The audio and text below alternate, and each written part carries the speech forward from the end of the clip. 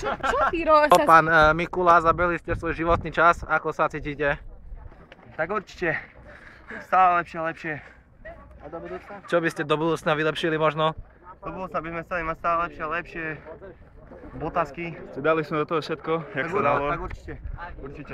Taktika tímová bola zvolená dobre? Aj presne, pravá, ľavá noha, všetko. Išlo to, hej? Stále za radom. Ovládate aj nejaké cudzie jazyky? Lebo toto je medzinárodný maratón. Yes, natürlich. Ja natürlich, áno. Vy? Offensichtlich. Ja. Výborne, ďakujem veľmi pekne za interviu.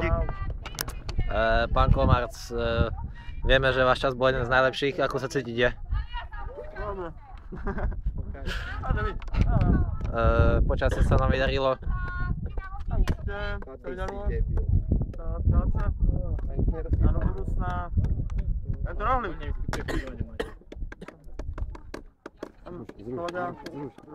Čo si myslíte o tomto ročníku medzinárodného maratónu mieru?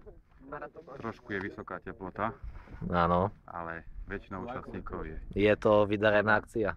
plná nadšenia. Plná nadšenia. Nevidno. Ako hodnotíte nezávislý rozhodca výkony našich bežcov?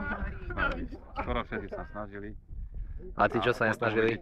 Potom uvidíte aj výsledky, že budú veľmi tesné. Niekedy pol sekundu, niekedy čas je rovnaký. Takže úroveň je veľmi dobrá, si myslíte? Z organizačného hľadiska vydarená akcia. Všetko máte tu na štyčka predtým a odmeny potom ešte na. Takže ďakujeme veľmi pekne za interviu. Ďakujem, pán Mančák, ako ste behali, vidíme ten veľmi dobrý čas. Tak určite bol to veľmi dobrý čas, veľmi dobrý beh.